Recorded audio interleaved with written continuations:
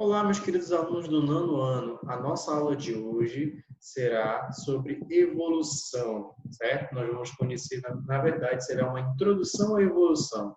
Nós iremos conhecer na nossa aula de hoje alguns termos importantes para se entender evolução, certo? Algumas características importantes. E para começar, vamos falar sobre o significado da palavra evolução. A evolução, tá? Em algumas situações, ela pode ser utilizada como sinônimo de desenvolvimento. No entanto, na biologia, evolução tem um conceito totalmente diferente. Tá? Evolução é um processo de modificação pela qual as espécies passam. Tá? Esse processo de modificação que essas espécies passam ao longo do tempo. Então, essas modificações, essas adaptações que as espécies podem apresentar durante um período de tempo, é chamado de evolução. E essa adaptação, essa modificação, que permite que essa espécie sobreviva ou essa espécie se perpetue, tá? Então, ela é considerada um aspecto evolutivo, tá? Então, para a gente entender exatamente o que é evolução, vamos conhecer e relembrar, na verdade, alguns conceitos da Terra primitiva. A nossa Terra, tá? Nem sempre foi da forma como ela é hoje. Então, ela já foi uma Terra que era extremamente bombardeada por corpos celestes, uma temperatura muito elevada, tá? Tinha intensas atividades vulcânicas em grande parte da Terra. Os gases, por exemplo, os gases na composição dessa atmosfera, esses gases da atmosfera, não tinha, por exemplo, o oxigênio, que hoje nós temos 21% de oxigênio na atmosfera, que permite com que nós, animais que realizamos a respiração aeróbica, tá, consigamos viver nesse ambiente. Antigamente não tinha, então nós não seríamos capazes de habitar essa terra primitiva por conta das suas características.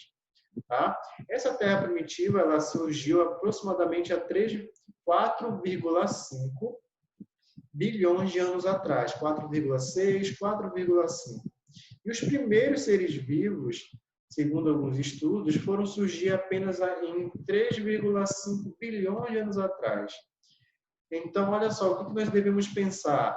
Que esses primeiros seres vivos, nós podemos pensar que eles tinham características primitivas, não eram organismos tão complexos, tá? Então, os primeiros organismos foram surgindo com características muito simples, características não tão complexas quanto nós vemos atualmente, tá? E essa modificação, então, olha só, um organismo ele nasceu com características primitivas, ele se originou com características primitivas. Então, ao longo do tempo, ele foi passando por modificações até chegarmos a essa diversidade de organismos que temos atualmente. Tá? E essas modificações nesse primeiro organismo, esse processo de adaptação, é um processo chamado de evolução, certo?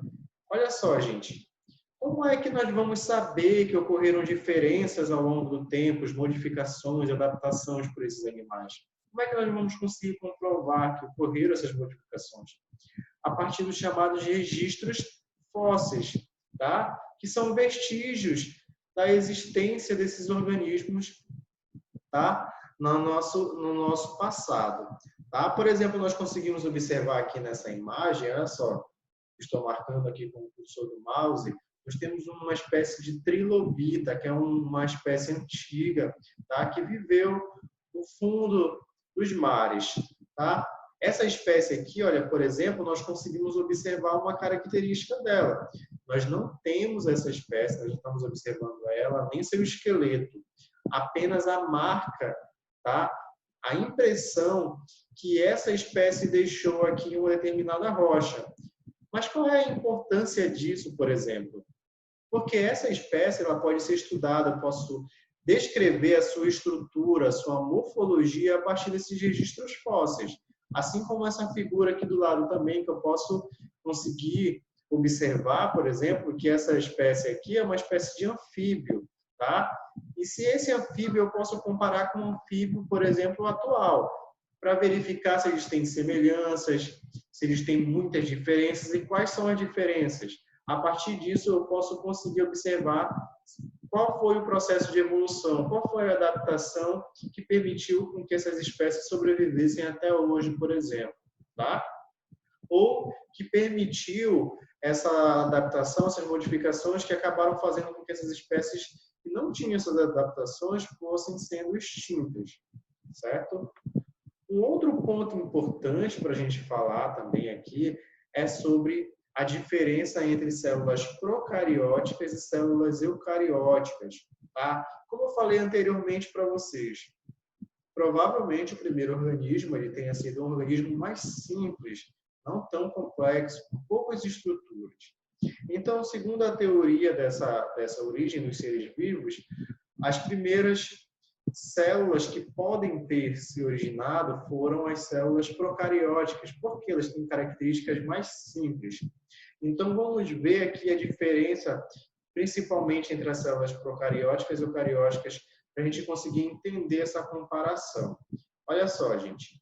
Uma célula procariótica são células que formam, por exemplo, as bactérias. As bactérias são formadas por células procarióticas. E quais são as características principais das células procarióticas? Primeiro, elas não possuem o chamado núcleo. Olha só, nas células eucarióticas nós temos o núcleo. O que é o núcleo? O núcleo é uma região onde tem uma carioteca separando o material genético, tá? Que pode ser DNA, que no caso dos seres humanos, por exemplo, é o DNA.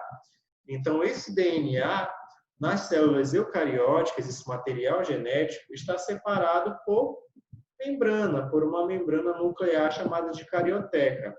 Já as células procarióticas, esse material genético está disperso no chamado citoplasma, ou seja, ele não está protegido por uma membrana celular, uma membrana nuclear, uma membrana chamada de carioteca, certo?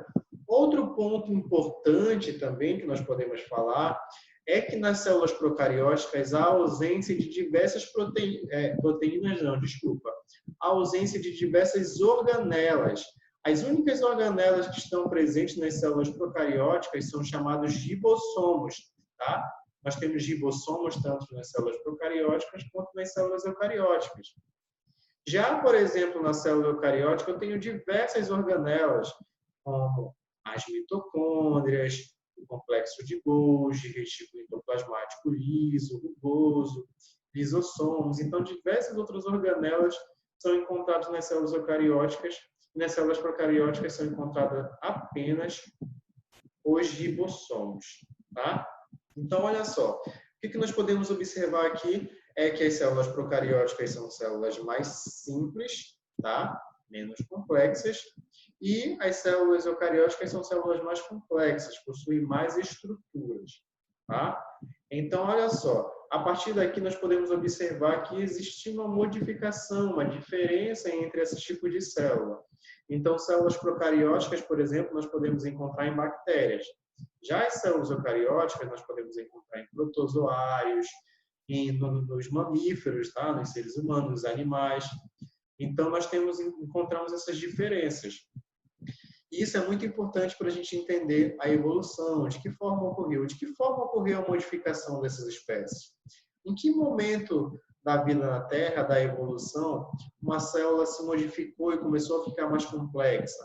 Ou em que momento um organismo se modificou e começou a conseguir habitar um determinado ambiente que antes ele não conseguia?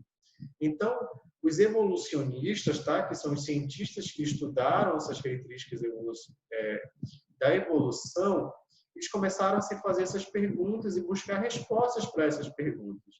Então, dois cientistas importantes que nós iremos discutir na nossa aula de evolução são chamados de Lamarck, tá? Jean-Baptiste Lamarck, que foi um evolucionista, tá? Que estudou e teve uma grande contribuição para a evolução, e um outro também que é conhecido muito por seu trabalho na evolução, que seu trabalho é reconhecido até hoje, que é Charles Darwin, tá? Então, o que eu peço para vocês, gente? A nossa aula de hoje vai terminar por aqui, e eu peço que vocês estudem sobre evolução, sobre esses dois evolucionistas, Lamarck e Charles Darwin.